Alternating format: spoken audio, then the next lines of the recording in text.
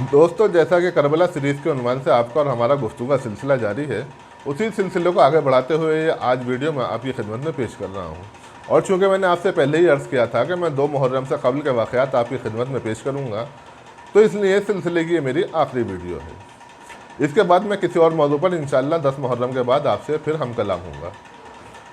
जैसा कि इमाम ने क़याम मक्का के दौरान अपने भाई मुस्लिम बिन अकील को कूफा भेजा और वहाँ के हालात जानने के बाद उनसे कहा कि आप ख़त लिखना, अगर हालात साजगार हुए तो हम वहाँ तशरीफ़ ले आएंगे।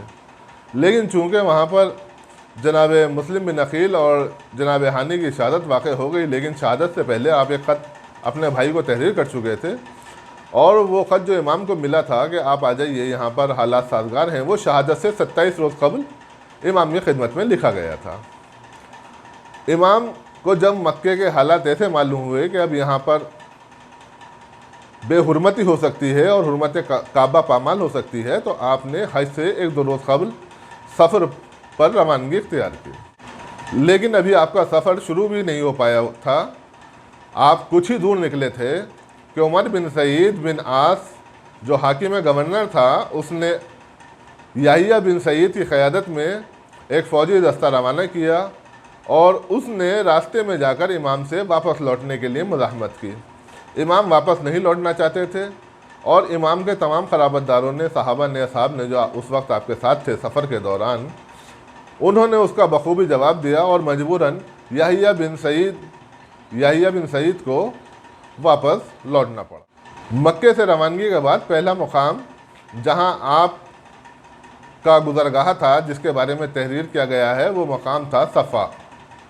और यहीं पर आपकी उस ज़माने के मशहूर शायर फरज़दक़ बिन गालिब से मुलाकात हुई।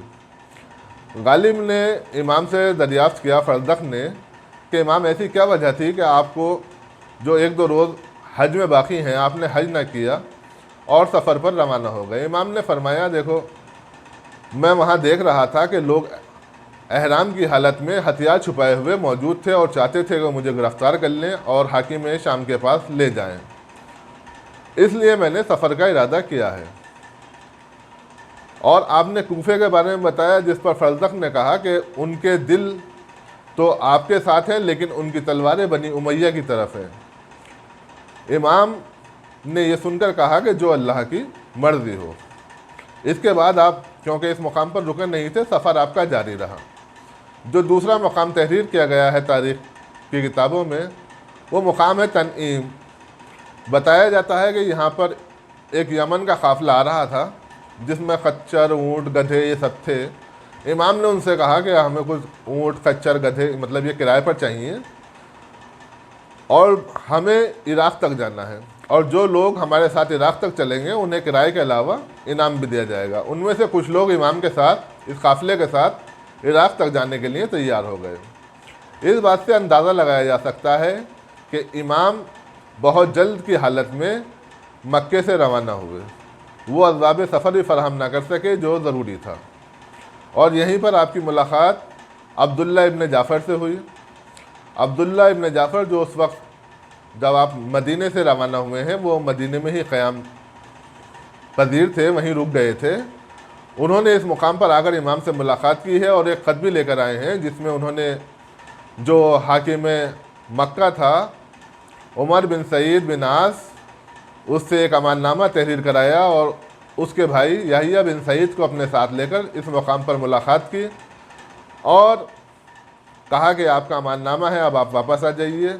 इमाम जानते थे कि जो सेंट्रल पॉलिसी है, जो हाकिम शाम है, वो क्या चाहता है और गवर्नर मक्का उसमें कुछ भी नहीं कर सकता।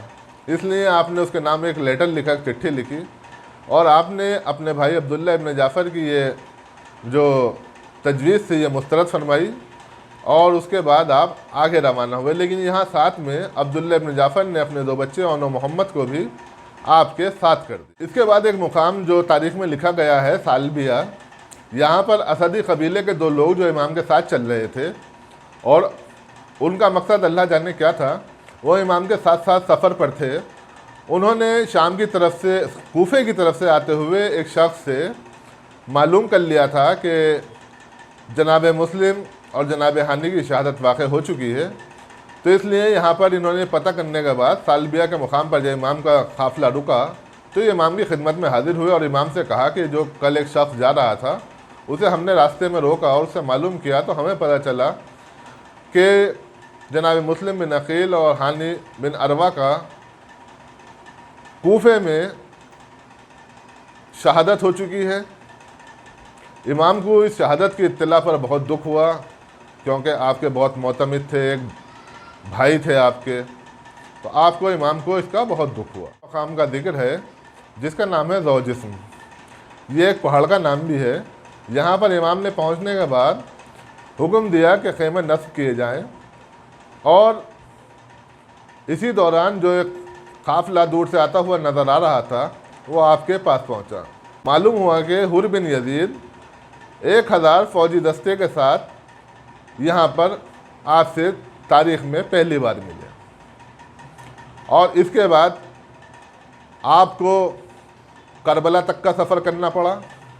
جیسے بیچ میں اور مقامات بھی ہیں جن کا تذکرہ ہوتا ہے، ان مقامات پر ان منزلوں کو طے کرتے ہوئے امام حسین علیہ السلام 2 محرم الحرام سن 61 ہجری کو کربلا معلیٰ میں وارد۔